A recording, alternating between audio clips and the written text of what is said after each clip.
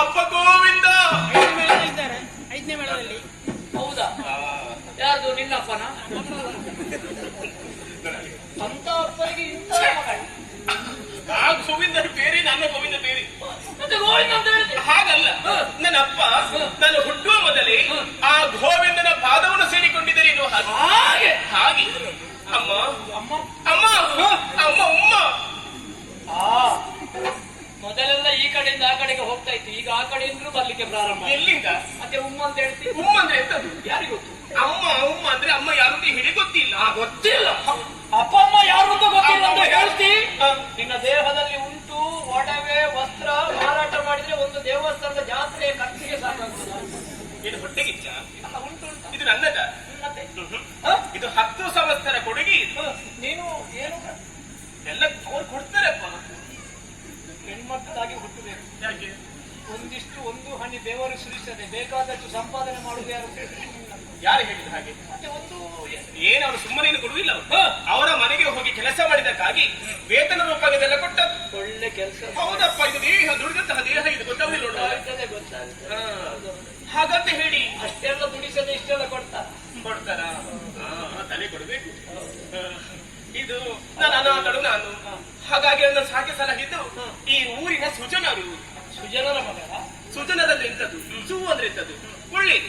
ಜನರಂದ್ರೆ ಇಲ್ಲಿ ಇರುವಂತಹ ಜನರು, ಒಳ್ಳೆಯ ಜನರನ್ನು ಸಾಕಿ ಸಲಹಿದವರು. 10 ಮನೆಯ ಉಪ್ಪಿನಕಾಯಿ ತಿಂದು ಬೆಳೆದಂತಹ ಮಗಳು ನಾನು. ಹಾಗೆ ಉಪ್ಪಿನಕಾಯಿಯೇ ತಿಂದಿಷ್ಟು ಬೆಳೆದ ಅದೊಂದು ಮಾತಿಗೆ ಹೇಳುವುದು. ಆ ಉಪ್ಪಿನಕಾಯಿ ತಿಂದು ಉಪ್ಪಿನಕಾಯಿಯೂ ಬಿಡ್ಲಿಲ್ಲ ಬಿಡ್ಲಿಲ್ಲ ಅಂತ. ಹಾಗೆ ಅವ್ರು ಕೊಟ್ಟದ್ದು ಪ್ರೀತಿಯಿಂದ. ಸರಿಯ. ಹಾಗಂತ ಹೇಳಿ ಕರೀದಕ್ಕೊಂದು ಹೆಸರು ಉಂಟು. ಬೇಕು ಬೇಕು. ಹೆಸರು ಯಾವ ರೀತಿ? ಕೆಲವರಿಗೆ ಒಪ್ಪುವಂತಹ ರೀತಿ ಕರೀತಾರೆ, ಕೆಲವರ ಕರೀದು ಹೀಗೆ, ಏ ಕಾಳಿ. ಕಾಳಿ ಎಂತದ್ದು? ಕಾಳಿ? ಕಾಳಿ ಅವರ ಅಚ್ಚಿ ಕಾಳಿ. ಸಿಟ್ಟು ಹೆಚ್ಚು, ಅದಕ್ಕಾಗಿ ಕಾಳಿ ಅಂತ ಕರೀತಾರೆ.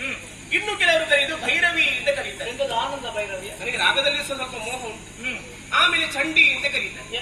ಎಂತ ಮಳೆ ಬಂದಿಲ್ಲ? ಹೌದು, ಚಂಡಿ ಅಂತ. ಚಂಡಿ ಅವರು ಕರೆಯುವಂತ ಹೆಸರು. ಆದ್ರೆ ನನಗೆ ಯಾವ್ದು ಯಾವ್ದು ಇಷ್ಟ ಇಲ್ಲ.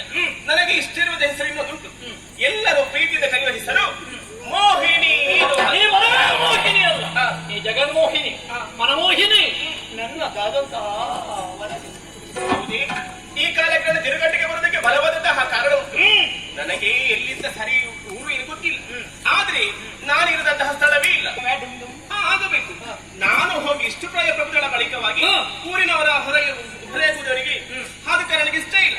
ಹಾಗಾಗಿ ನೇರ ನಾನೇ ಹುಡುಕುತ್ತಾ ಬಂದವಳು. ನನಗೊಪ್ಪಂತಹ ಗಂಡು ಎಲ್ಲೂ ಸಿಗಲಿಲ್ಲ. ಈ ಮದುವೆ ಬೆಳೆಯುವ ಹಾಗೆ ಬೇಸತ್ತ ವಿಶ್ರಾಂತಿ ಪಡೆಯುವ ಹಾಗೆ ಈ ನದಿ ತೀರದಲ್ಲಿ ಕುಳಿತುಕೊಂಡವಳು. ಒಮ್ಮೆ ನಿನ್ನನ್ನು ಕಂಡಿನ. ಆದ್ರೆ ನೀನು ಎಲ್ಲಿಂದ ಬಂದೆ, ಯಾಕೆ ಬಂದೆ, ನಿನ್ನ ಹೆಸರೇನು ಹೇಳಿದ್ರು ನೀನು?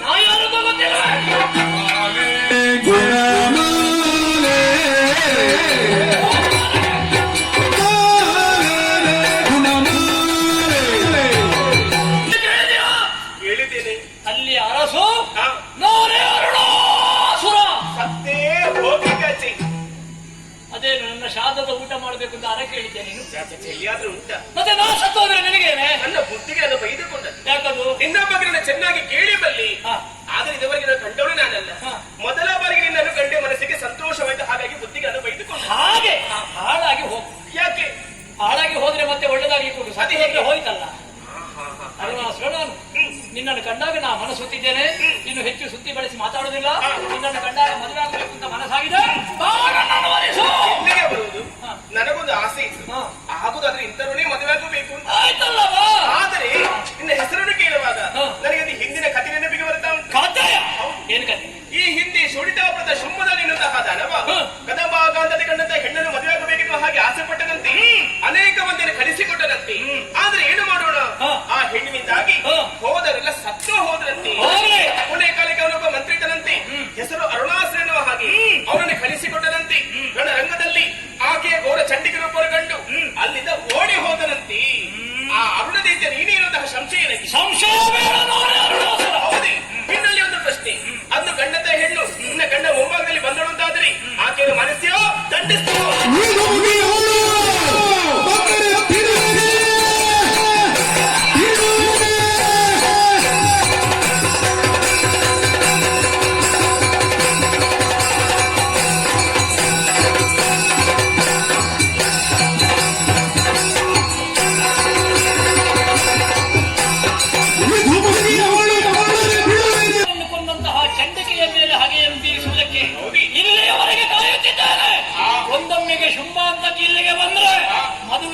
ಹೇಳ್ತೇನೆ